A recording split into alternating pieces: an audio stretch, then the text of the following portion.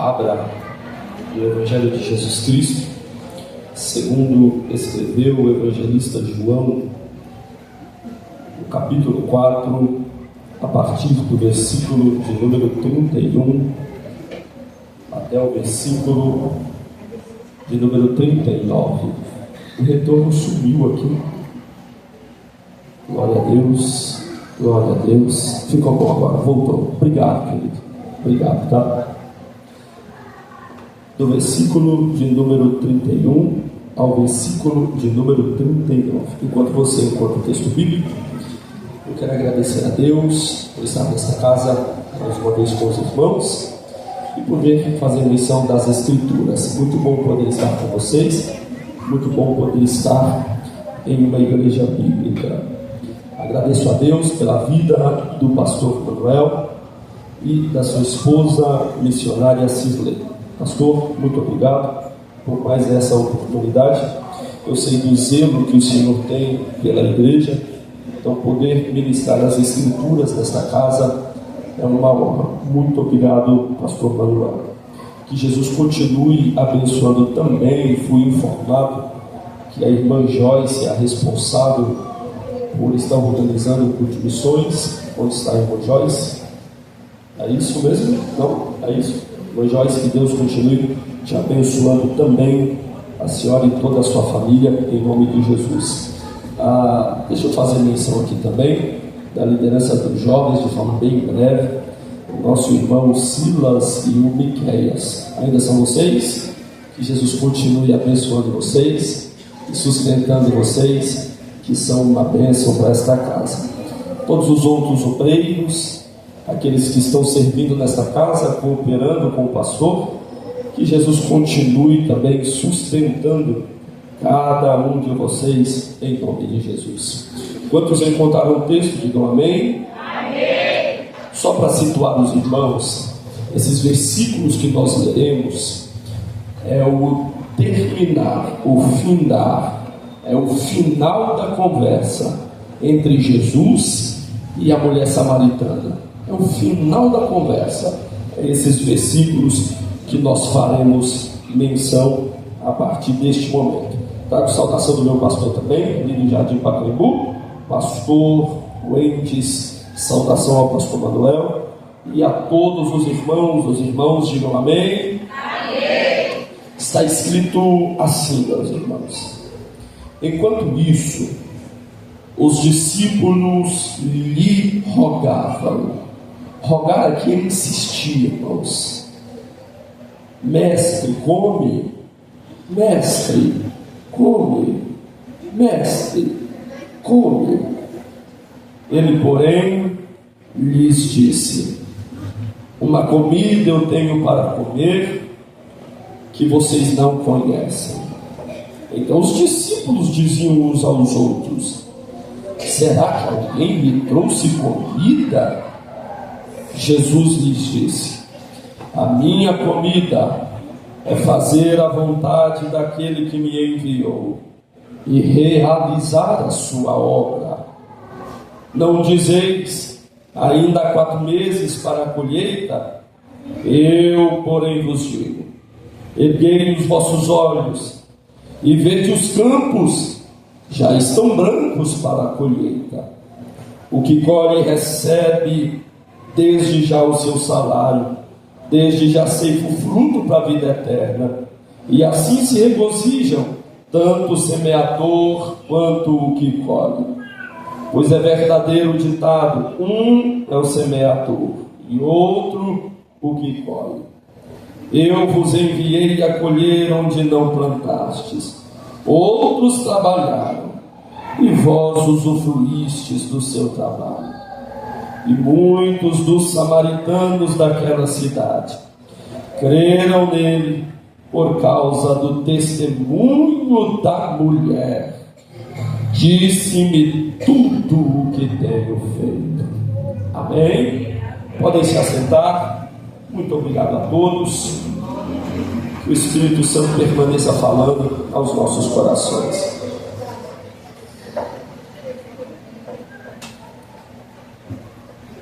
Meus irmãos, Missões traz a ideia de alguém que é enviado, e a palavra grega para missões é apostelo, é a mesma raiz da palavra apóstolo, é aquele que é enviado, aquele que é enviado para um propósito. E isto foi exatamente o que a Bíblia diz que Jesus fez. Jesus foi enviado para um propósito. E o propósito está no texto conhecido nosso, João capítulo de número 3 e o versículo de número 16. Porque Deus amou o mundo de tal maneira, agora, que enviou seu Filho unigênito, para que todo aquele que nele crê não pereça, mas tenha a vida eterna. Esse versículo aqui, ele é tão maravilhoso, irmãos, que esses dias, essa semana que se passou, conversando com um amigo, eu dizia a ele: é tão lindo que Jesus prega este versículo áureo. Este versículo, Jesus não prega para uma multidão, Jesus prega esse versículo para uma alma, para um homem, e este homem é Nicodemos. Nicodemos é um homem religioso, irmãos. Nicodemos é fariseu. Nicodemos faz parte do sinédrio. Na cabeça de Nicodemos, na mente religiosa de Nicodemos, Deus ama quem é judeu. Na mente de Nicodemos, Deus ama quem é judeu e odeia todo o restante da humanidade. Na mente de Nicodemos, Deus ama quem é judeu e quem pratica o judaísmo. Mas vem Jesus Cristo e olha para Nicodemos e diz: porque Deus amou o mundo. Quando Jesus Cristo diz a Nicodemos que Deus amou o mundo, Jesus estava dizendo a Nicodemos: Deus não ama apenas os judeus, Deus não ama apenas quem pratica o judaísmo, Deus não ama apenas aqueles que fazem parte do sinédrio, ou um grupo seleto do farisaísmo. Deus também ama os samaritanos, Deus também ama os etíopes, Deus também ama os egípcios. Deus amou o mundo. Nós temos a tendência, irmãos, de achar que Jesus só ama quem é da pleia. Nós temos a tendência de achar que Jesus só ama quem é pleiano. Nós temos a tendência de achar que Jesus só ama quem veio de gravata. Nós temos a tendência de achar que Jesus só ama quem colocou o paletó. Deixa eu lhe dizer algo: Jesus não começou a te amar quando você colocou o terno e gravata. Jesus não começou a te amar quando você entrou por aquela porta e começou a usar saia, começou a usar vestido.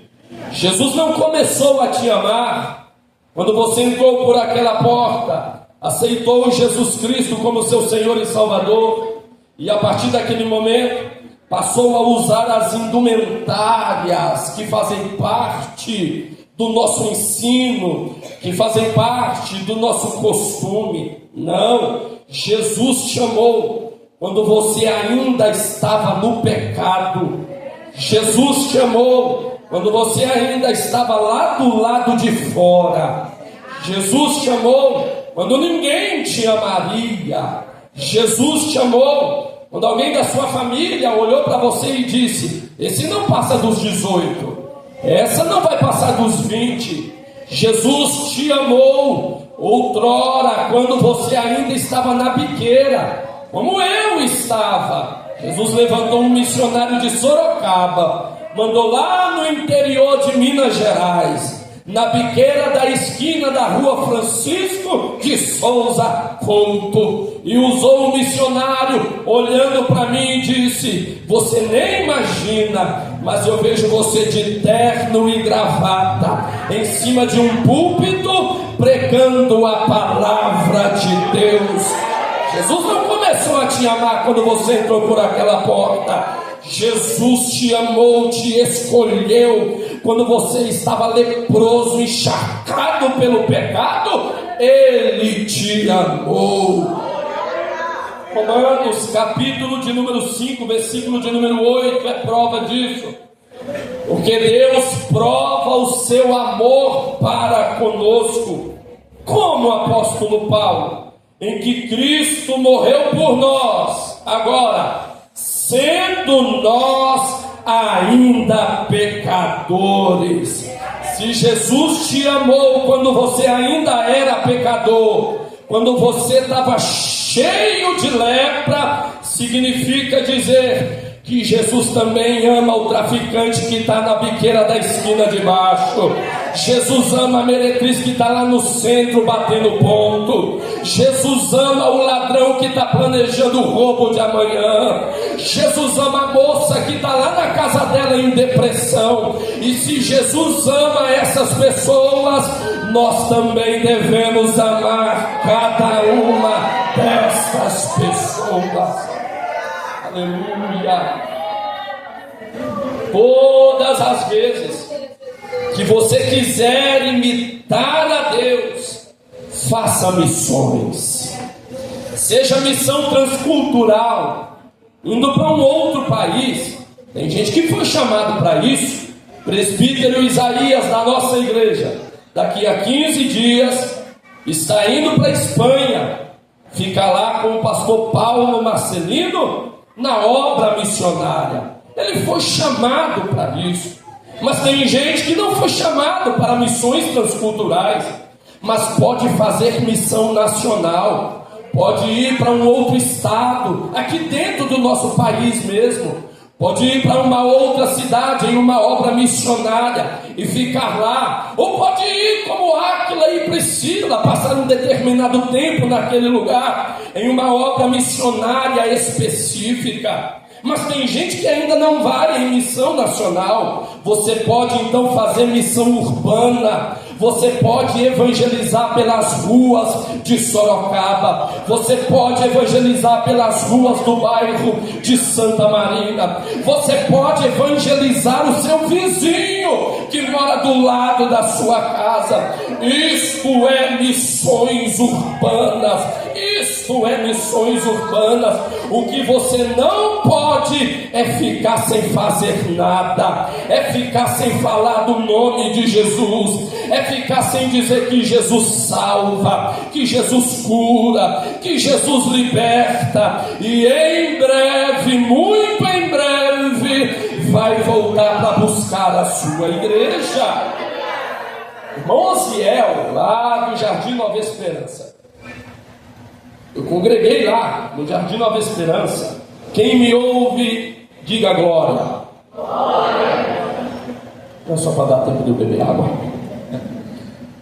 O irmão Osiel, lá do Jardim Nova Esperança, fizemos missões juntos. Trabalhamos no departamento de missões juntos. E o irmão Osiel, para quem conhece o irmão Osiel veio do Rio de Janeiro, do Morro do Alemão. O pastor Manuel conhece. E o irmão Osiel e a irmã Denise são uma bênção, irmãos, para a igreja do Jardim Nova Esperança.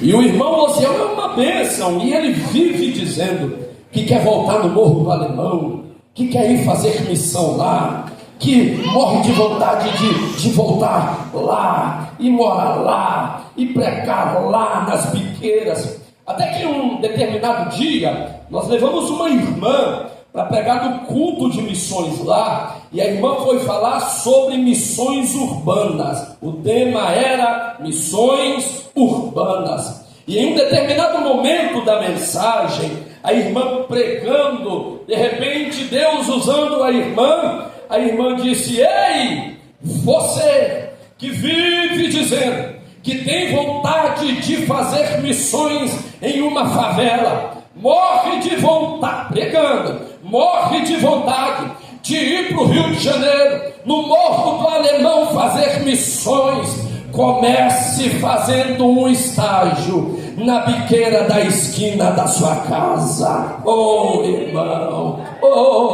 você não precisa esperar Jesus te enviar para a África.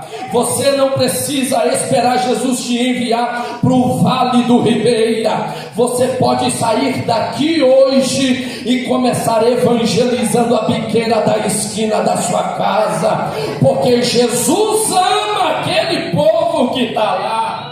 Aleluia, oh glória a Deus.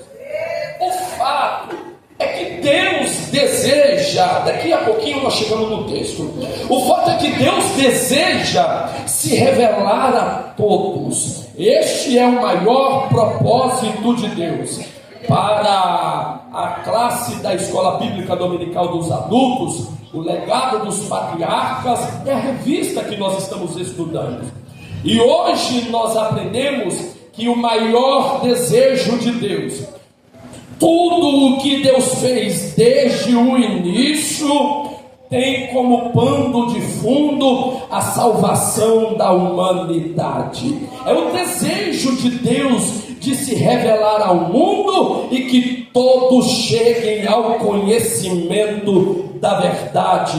E hoje, pelo nome do nosso Senhor e Salvador Jesus Cristo, desde o Antigo Testamento, Deus tem se revelado ao mundo, como por exemplo, através de Noé, através de Enoque, através de Abraão, posteriormente Abraão, através de José no Egito, através de Moisés peregrinando. Todas as nações conheceram o Deus dos hebreus, através de Jonas, levando a palavra de Deus até a cidade de Nínive. Jesus Cristo, igreja, é o nosso maior exemplo missionário, e nós, como igreja, somos responsáveis por dar continuidade à obra missionária que Deus iniciou por meio de Israel. Jesus deu continuidade e a igreja está incumbida desta responsabilidade.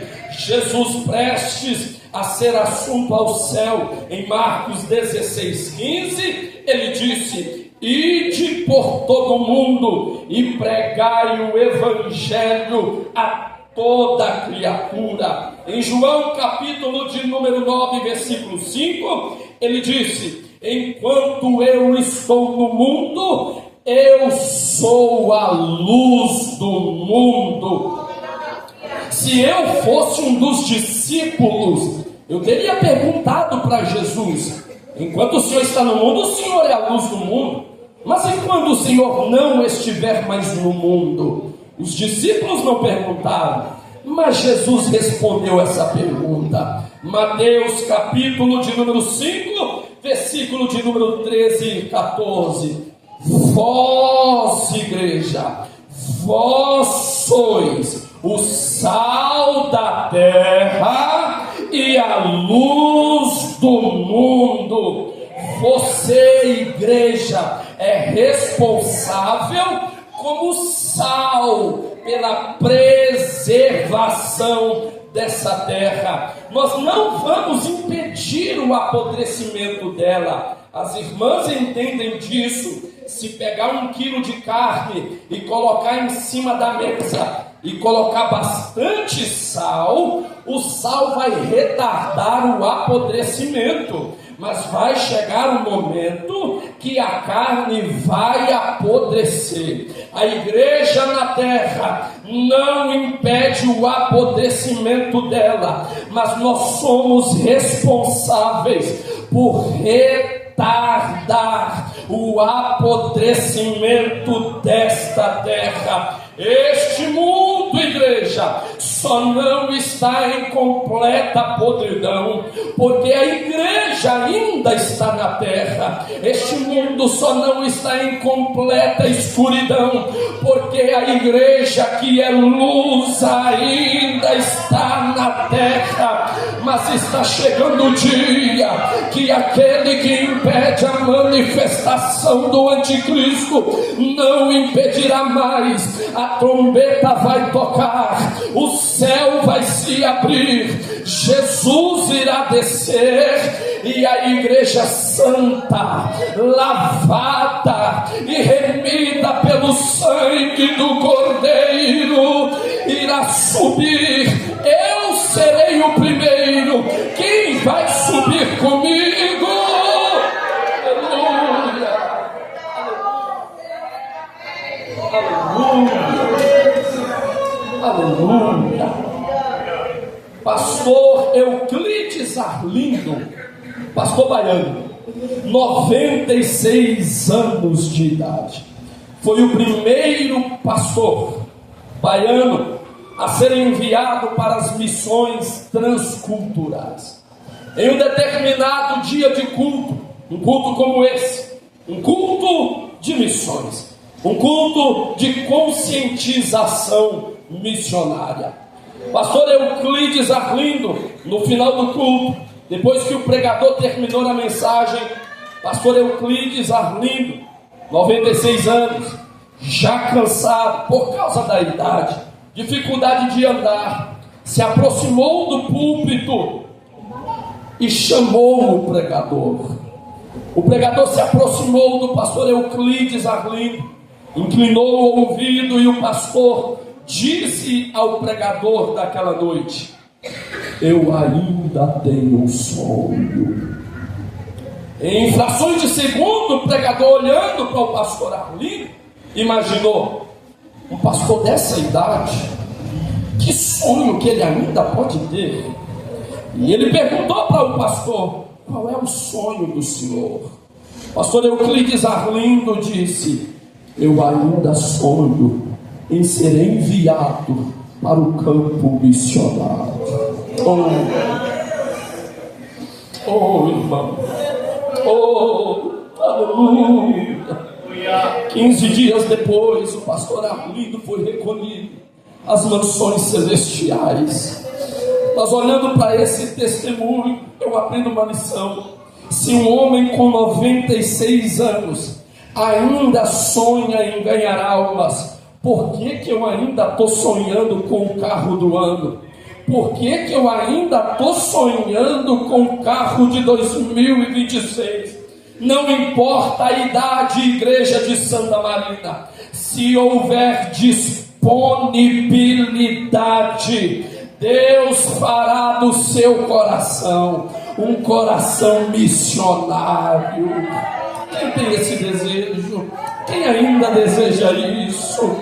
Quem ainda ama almas, meus irmãos? Não perca essa chama. Aleluia! Aleluia! 3 lições nós podemos aprender com o texto que nós fizemos menção. Lições estas que causam um impacto missionário dentro da igreja. O texto é um texto muito conhecido dos irmãos, é um texto muito conhecido da igreja. O versículo de número 3 diz que Jesus, deixando a Judéia, vai para a Galiléia, e o texto diz que era necessário que ele passasse por Samaria. E o necessário aqui não está ligado com a geografia, porque por Samaria até era mais perto do que dar a volta pelo Jordão. Era mais perto passar por Samaria, mas não está ligado à geografia. O era-lhe necessário passar por Samaria está ligado com o fato, ou com o fator, de que a salvação é para todos. A salvação também era para os samaritanos. Jesus vai passar por Samaria, porque Jesus estava desejoso que o evangelho chegasse também a cidade de Samaria. Jesus chega à beira de um poço, é conhecido dos irmãos, só vou relembrar os irmãos. E na beira desse poço, o intuito de Jesus é se encontrar com uma mulher. Só que Jesus tem 12 discípulos, irmãos, e são 12 discípulos estes que são discípulos judeus, que estão começando a caminhar com Jesus. Estes 12 ainda têm uma mente judaica. Jesus, com muita sabedoria, sabia que se os discípulos ficassem com ele naquele lugar, os discípulos poderiam atrapalhar aquilo que Jesus tinha para fazer na vida da mulher samaritana. Jesus então pede para que os discípulos, no versículo 8, vá comprar pão. Irmãos, cá para nós, precisava de quantos discípulos para comprar pão? Quantos, irmãos? Um discípulo só para comprar pão para 13 pessoas. 12 discípulos, mais Jesus. Jesus olhou para os 12 e disse assim: bom, todos vocês. Aí todo mundo comprar pão. Eu imagino Natanael dizendo para Jesus assim: mestre, eu fico, o senhor não ficar sozinho? E Jesus dizendo: vai, Natanael, pode ir. João, mestre, eu sou íntimo, eu fico com o senhor. Não, João, pode ir, João. Imagina o Tiago: mestre, eu fico. Tiago, pode ir. Imagina o Judas não dava. Judas na verdade tinha a bolsa, né? Judas estava com dinheiro, então Judas tinha que ir. Então Jesus pede para que todos vá comprar pão. Era Jesus dizendo: enquanto vocês não compreenderem que o evangelho é para todos, porque tem gente, irmão, que ao invés de ajudar, atrapalha. Então se for para atrapalhar, vai comprar pão. Se for para atrapalhar, nem participe, nem venha. Era Jesus dizendo: enquanto vocês não compreenderem que a salvação também é para os samaritanos, se ocupem com o pão, se ocupem com o pão. Aleluia. A mulher chega, Jesus está sozinho, Jesus pede água para beber, e ela diz: como tu sendo judeu, os irmãos conhecem, judeu e samaritano não se davam. Como tu sendo judeu, me pede água, que sou samaritana. Jesus no versículo 10 responde: ah, se você conhecesse o dom de Deus, se você soubesse quem te pede, tu me pedirias e eu te daria água viva. Aleluia, oh glória. Aí a mulher olhou para Jesus e disse: tu não tem nem com que tirar a água, e o poço é fundo. Onde tem água viva? Água viva aqui é água corrente, tá, irmãos? Ali é um poço, não é água corrente. Mas Jesus está dizendo para ela que tem água viva. Ela olhou e disse: não tem nem balde. Onde o senhor vai arrumar água corrente? Jesus olhou para ela e disse: todo aquele que beber da água desse poço voltará a ter sede, mas aquele que beber da água que eu der, nunca mais terá sede. Eu não sei você, mas desde o dia que eu bebi da água que Jesus me deu, nunca mais eu tive sede de maconha, nunca mais eu tive sede de cocaína, nunca mais eu tive sede daquilo que me aprisionava. Jesus é aquele que mata a sede do sedento. Aleluia! A mulher olhou para ele e disse assim: então me dá dessa água para eu beber. Jesus disse para ela: tá bom, vai lá e chama seu marido. Não tem, disseste bem, porque tiveste 5, e o que agora você tem não é seu. Ela olhou para ele e disse assim: vejo que tu és profeta. Começou dizendo: quem é tu para falar comigo que sou samaritano? Agora está olhando para ele dizendo: vejo que tu és profeta. Aí ela olha para teológica. Onde é o lugar certo de adorar? Nossos pais dizem que é no monte, mas vocês judeus dizem que é no templo.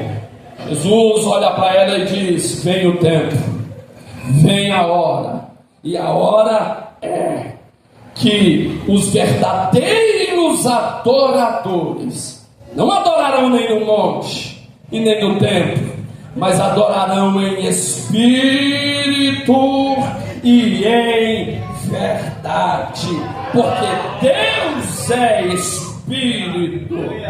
Aí a mulher olhou para Jesus e disse assim: quando o Messias vier, ele nos esclarecerá essas coisas. Jesus olhou para ela e disse: eu sou, eu que falo contigo, sou. Aleluia!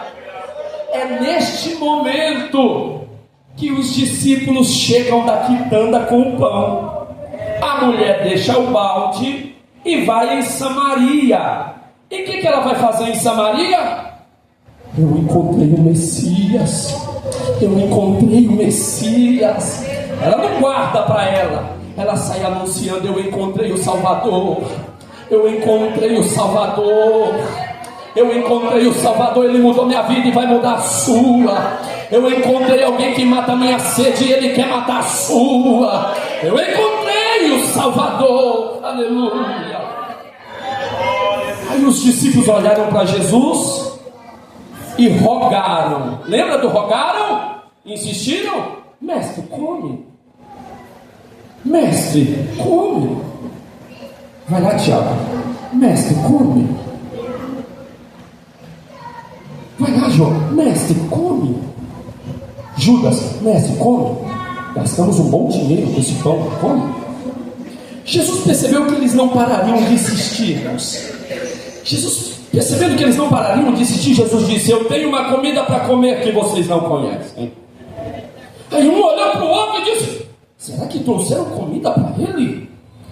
Jesus disse: a minha comida é fazer a vontade daquele que me enviou. Aleluia! A minha comida é fazer a vontade daquele que me enviou. A primeira lição que nós aprendemos aqui com este texto é: o impacto missionário, ele acontece quando a igreja enxerga almas como prioridade. Perceba, meus irmãos, que Jesus abre mão de uma necessidade fisiológica, a comida, por amor a uma alma.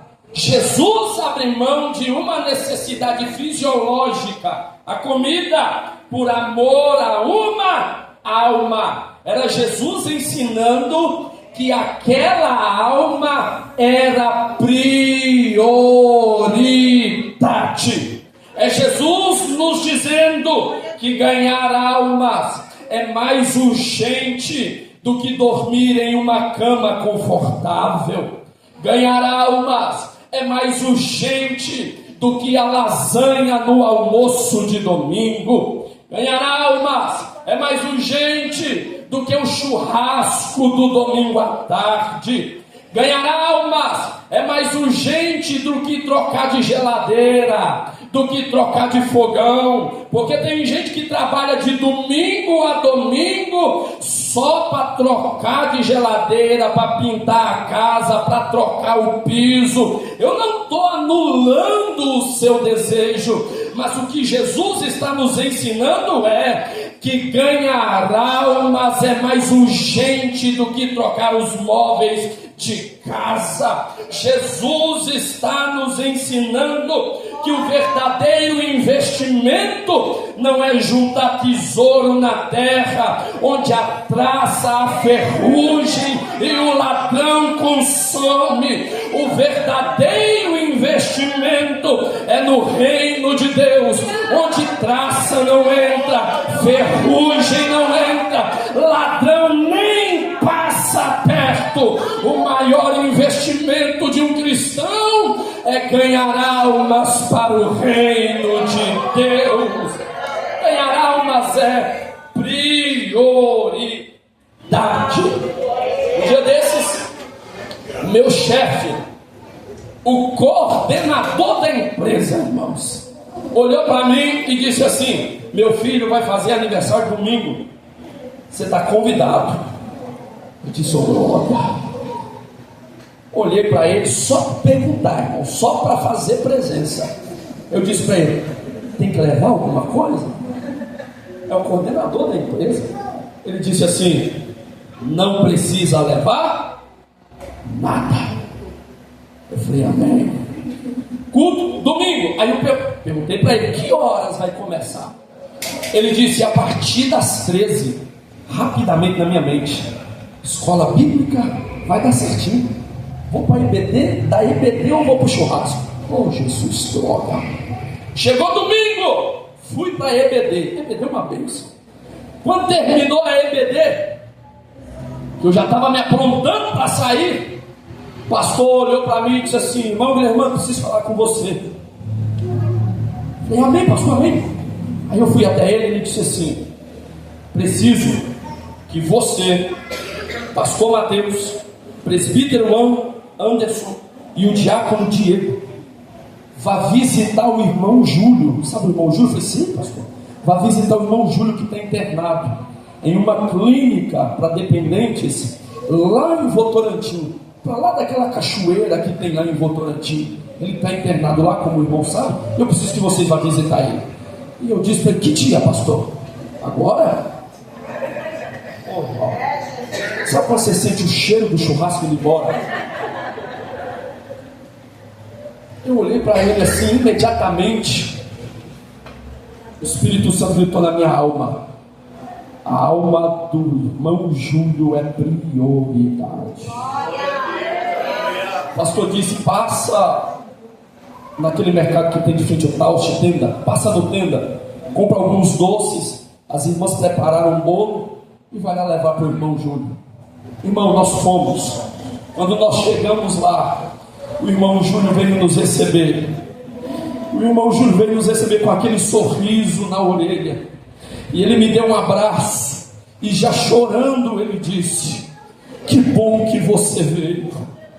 Eu não imaginei que você viria. Que bom que você veio, irmão. Eu comecei a chorar com ele. Eu fui renovado naquela tarde. Pastor Mateus foi renovado. Presbítero Anderson foi renovado. Diácono Diego foi renovado. Nós fomos consolar o irmão Júlio e saímos de lá consolados pelo Espírito Santo de Deus. Era Jesus gritando: as almas são prioridade.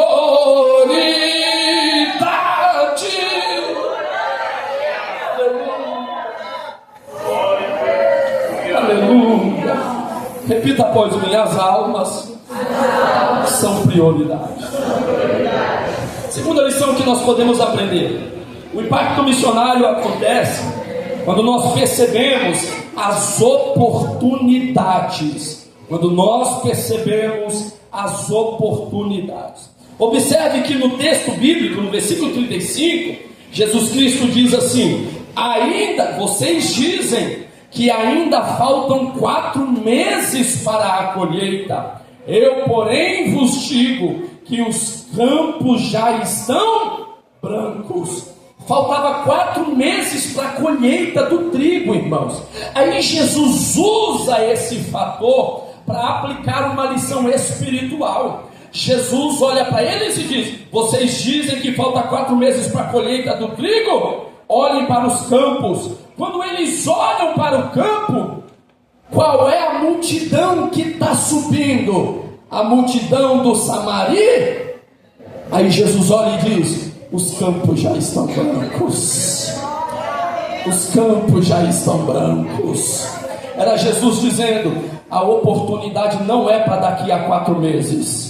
A oportunidade é para agora. Não é para esperar daqui a 4. Porque tem gente, pastor Manuel, que você pergunta para ele assim: por que você não está trabalhando, irmão? Ele diz assim: meu irmão, o ano passado foi muito difícil, muita prova, muita luta, não deu para trabalhar. Eu não estou invalidando a luta de ninguém, mas o que Jesus está dizendo é: mesmo em meio às lutas, não pare.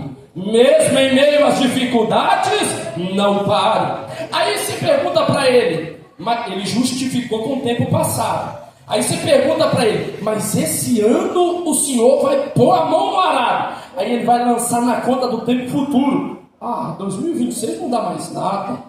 A Páscoa já passou, daqui a pouco já é Natal, mas a partir do ano que vem, conta comigo. Mas Jesus está dizendo nessa noite, não é para justificar com o tempo passado. A hora não foi 2025, não é para lançar na conta do tempo futuro. O ano não é 2027. O tempo de começar a trabalhar, o tempo de anunciar o nome de Jesus é a partir de agora. Os campos estão brancos e não podem esperar. Não deixe para amanhã, irmão, o que você pode fazer hoje. Não deixe para amanhã o que você pode fazer hoje. Aleluia! Certa vez eu estava chegando em casa e ainda não tinha me casado com a irmã Gabriela, e eu não tenho parente aqui no estado de São Paulo, morava sozinho. E chegando em casa, tinha um casal de jovem que estava ali na porta de casa, na vizinha, que era irmã desse rapaz, que já havia congregado comigo no Nova Esperança. Eu vou usar um nome fictício para ele, André. E estava o André e a esposa dele, os dois com um copão na mão. E quando eu chego em casa e os dois estão ali, estavam desviados, eu cumprimentei-os com a paz do Senhor. Paz do Senhor, meus irmãos. E eles com vergonha, porque estavam afastados, olharam para mim, Senhor. E eu abri o portão e entrei. Eu sabia que eu deveria voltar lá e dizer para eles: volta para Jesus. Jesus quer salvar a vida de vocês. Volta para Jesus. Jesus tem uma obra na vida de vocês. Jesus tem uma história linda na vida de vocês. Volta para Jesus. Jesus está voltando. Mas eu tinha tanta coisa para fazer, morava sozinho, sem ninguém. Eu tinha louça para lavar, casa para limpar, roupa para lavar, louça. Eu tinha tanta coisa para fazer que eu deixei para depois. De madrugada eu ouvi uma gritaria na casa da vizinha, a mesma casa. E a gritaria eu ouvia dizer: ele não, ele não, ele não, ele não. Eu trabalho ainda, na verdade, na empresa que faz a coleta de lixo da cidade. Mas eu trabalhava no centro da cidade e eu era o responsável por abrir e fechar o banheiro central da cidade, da praça central. Quando eu cheguei para trabalhar, e ele também trabalhava na empresa como coletor. Quando eu cheguei para trabalhar de manhã, as pessoas vieram, aqueles que trabalhavam comigo, e disseram: ficou sabendo? E eu disse: não estou sabendo. Sabendo do quê? Não está sabendo ainda? Eu não. E eles disseram: o André, sabe o André? Eu falei: o André é coletor? Que lá do Nova Esperança? E eles disseram: isso, ele mesmo. Eu falei: o quê? Eu vi ele ontem à tarde. E eles disseram: hoje de madrugada saiu para roubar fio de cobre, estava chovendo, encostou em um fio de cobre e morreu eletrocutado. Eu aprendi uma lição: nunca mais deixe para depois o que é para se fazer agora. Sabe por que, igreja? O traficante não pode me esperar. A meretriz não pode esperar você lavar louça. O moço que está jurado de morte não pode esperar você limpar a casa. A vida dele é prioridade e tem que ser agora. A oportunidade não é amanhã, a oportunidade é agora. Igreja do nosso Senhor e Salvador Jesus Cristo, fale de Jesus no seu trabalho, fale de Jesus no caixa de supermercado. Um dia desse eu estava com o irmão Eduardo no McDonald's e passando com o carro, a gente pegou um lanche. Ele olhou para ela e disse para ela: moça, Jesus te ama, procura uma igreja mais próxima de sua casa. Eu olhei para ele e disse: essa daí não é mais inocente, já ouviu o Evangelho. Fale de Jesus no seu trabalho. Fale de Jesus dentro do Uber. Fale de Jesus no seu Uber. Mas não fique sem falar de Jesus Cristo de Nazaré. A oportunidade é agora, meus irmãos, é agora. Aleluia. Aí no outro dia, Jesus é maravilhoso. Aí no outro dia, depois disso, eu cheguei para trabalhar. E tem muitos moradores em situação de rua no centro da cidade. Quem ainda me ouve, diga amém. Amém. E eu cheguei para trabalhar. E eu abri o banheiro, e eu chegava às 6h30, entrava para dentro, mas o banheiro só abre às 7. Quando eu cheguei às 6h30 e abri o banheiro, eu ouvi uma voz: posso usar o banheiro? Quando eu olhei para trás, era um morador em situação de rua, com a roupa rasgada, todo sujo, descalço, o pé preto, o odor dele chegava até onde eu estava. Eu olhei para ele e disse: pode usar, entra. Ele entrou, eu fui fechar a porta. Quando eu me virei, ele estava de frente para mim. Ele olhou para mim e disse: eu não quero usar o banheiro, eu só preciso de um abraço. Eu não tinha aprendido a lição. Eu disse: a minha oportunidade é agora. Dei um abraço nele, ele começou a chorar. O irmão Eduardo trabalha comigo. Comecei a chorar, ele começou a chorar, as lágrimas quentes dele começou a descer no meu pescoço, eu comecei a chorar junto. Tem um banco dentro do banheiro masculino, eu sentei ele naquele banco, olhei para ele com autoridade e disse para ele: o mesmo Deus que mudou a minha vida vai mudar a sua. O mesmo Jesus que me tirou das ruas é o mesmo Jesus que tem poder para te tirar das ruas. O mesmo Jesus que mudou a minha história é o mesmo Jesus que tem poder para mudar a sua história. Jesus quer transformar sua vida, moço. Jesus te ama. Pode ser que o seu pai, a sua mãe, a sua família não te amem mais, mas o Jesus que eu sirvo, ele te ama e tem uma obra na sua vida. Eu olhei para ele: quer aceitar Jesus? Ele disse: hoje não, chorando. Ele disse: hoje não. Eu olhei para ele e disse assim: vai lá no Nova Esperança, eu congrego lá, tem uma igreja lá. Ele disse: eu sou de lá. Eu falei: pois bem, lá de frente ao supermercado Nelson. Ele disse: eu sei. Eu falei: então vai lá domingo, Jesus tem uma palavra para você. Domingo, irmãos, no culto. Não tem coisa melhor do que quando você evangeliza e você vê quem você evangelizou entrando pela porta. De repente, quem é que está entrando pela porta? Ele. Aí a gente já começa: oh, Jesus salva, Jesus salva, Jesus salva. O pastor pregou no final, o pastor fez um apelo. Quem é que foi o primeiro a sair do lugar e vir para o altar? Ele levantou a mão e veio chorando até o altar aceitar Jesus. Na terça-feira eu chego para trabalhar de novo, 6h30 da manhã. De repente eu ouço atrás de mim: paz do Senhor. Quando eu mirei e olhei, era ele, bem arrumado, de sapato, com a Bíblia na mão. Olhou para mim e disse: eu vim te agradecer.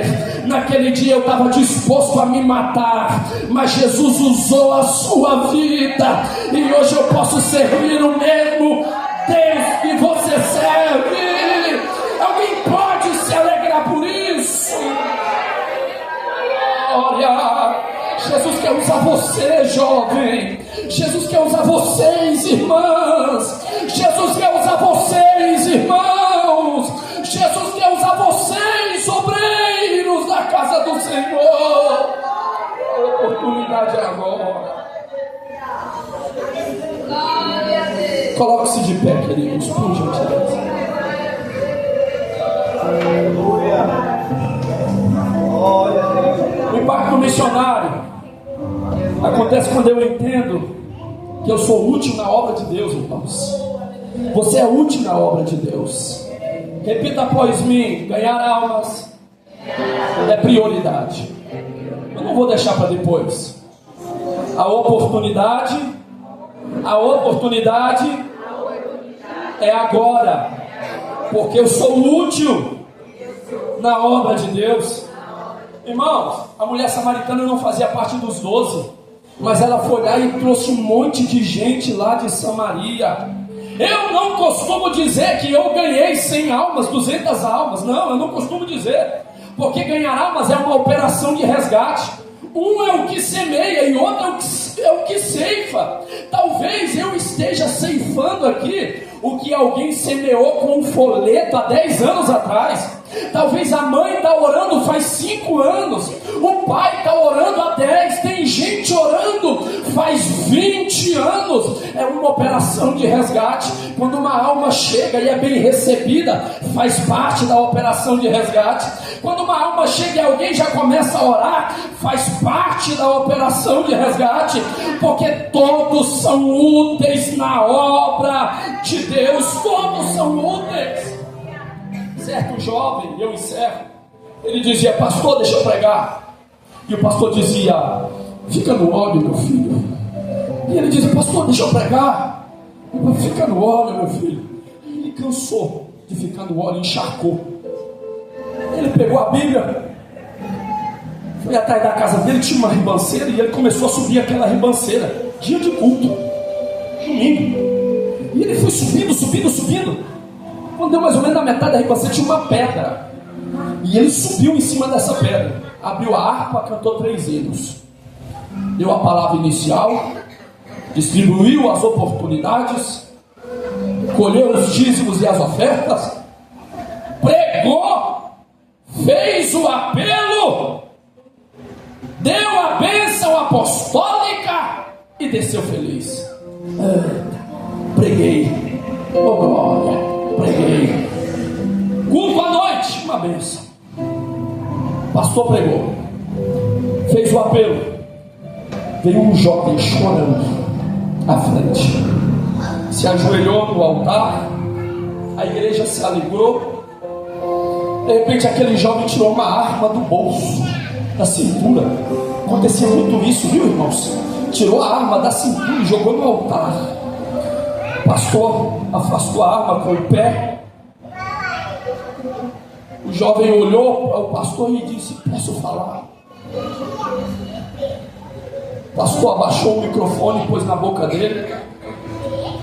E o jovem disse: eu estou jurado de morte, eu estou foragido, e eu me escondi na ribanceira que tem lá atrás, embaixo de uma pedra. Eu não sei quem, mas foi alguém lá hoje à tarde e pregou toda a minha vida, tudo o que eu precisava ouvir. Eu aceitei Jesus embaixo daquela pedra, mas eu quero confirmar agora que eu quero servir o Deus dessa igreja. Você é útil na obra de Deus. Talvez você não tenha a oportunidade de pegar no microfone como eu estou tendo, mas ninguém ora por essa igreja como você ora. Talvez você não tenha a oportunidade aqui no púlpito, mas nos bastidores ninguém trabalha como você trabalha. Talvez você não tenha a oportunidade de cantar, mas ninguém trabalha na rua falando de Jesus como você trabalha. Todos nós somos úteis na obra de Deus. Jesus vai usar você com o que você tem. Eu não sei porque Jesus me escolheu. Se dependesse de você para Jesus me escolher, você não me escolheria, eu não te escolheria, mas Jesus me escolheu. Jesus te escolheu e Ele decidiu nos usar para levar o Evangelho. Aleluia. Termino. Tenho 2 minutos e eu termino com este hino. Canta comigo, principalmente as irmãs, toda a igreja, mas as irmãs, me ajude. Deixou o resplendor de sua glória, saber do destino aqui, estava só.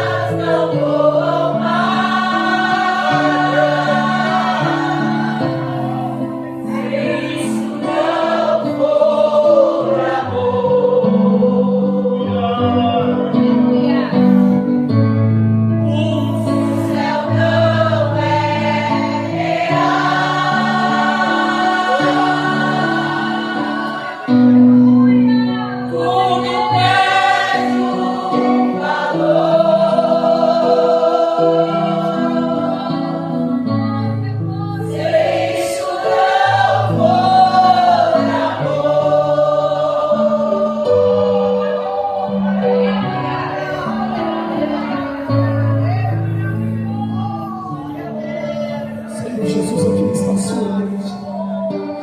Aqui está o seu povo que ouviu a tua palavra. Reacende a chama missionária no coração dela. Reacende o amor pelas almas no coração dele, Senhor. Faz de novo, Senhor amado, começando em mim, como foram os primeiros cristãos, Senhor amado.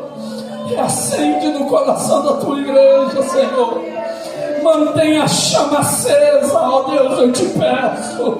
Renova o amor pelas almas, Senhor. Renova, Jesus, renova. Renova, Jesus, renova. O que eu te peço, honra e glória do seu nome.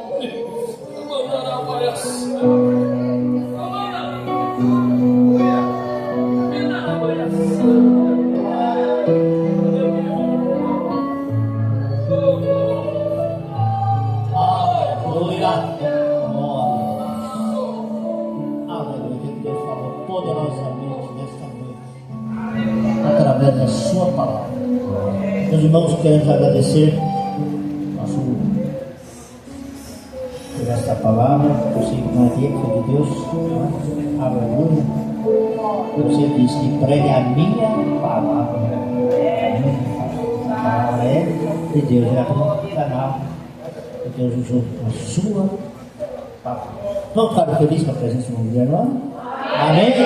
Gostaria que ele voltasse? Amém! Quando? Amém! Você nem sabe o que é outra. Glória a Deus, essas portas estão abertas. Eu sei que ele tem o seu trabalho, tem as suas ocupações, mas Deus te abençoe grandemente. É sempre uma honra, um prazer pela. O Ismael estará orando a Deus, pedindo para o Senhor nos leve em paz. Querido Deus, Pai eterno, poderoso, nesse momento, Senhor, eu estou na sua presença, pela sua bondade, pelo que tem ficado nesta noite. Deus eterno, o Senhor é tão justo. Sempre ouve o clamor, sempre ouve aqueles que estão, Senhor, na sua casa, pedindo que o Senhor venha falar totalmente em nossos corações. Deus fiel, abençoa grandemente cada um que está, Senhor, na casa. Ao sair daqui, que seja, Senhor, abençoado pelo seu poder, pela sua misericórdia. Livra do mal, Senhor, protege por onde passar, assim como veio, Senhor, o Senhor há de levar de volta. Livra do mal, protege, Senhor, pelas suas misericórdias. Louvamos, Pai, agradecido por tudo, em nome de Jesus. A maravilhosa graça de nosso Senhor Jesus Cristo, o amor de Deus e a comunhão do Espírito Santo seja com todo o povo de Deus. E todo o povo de Deus diz: Amém.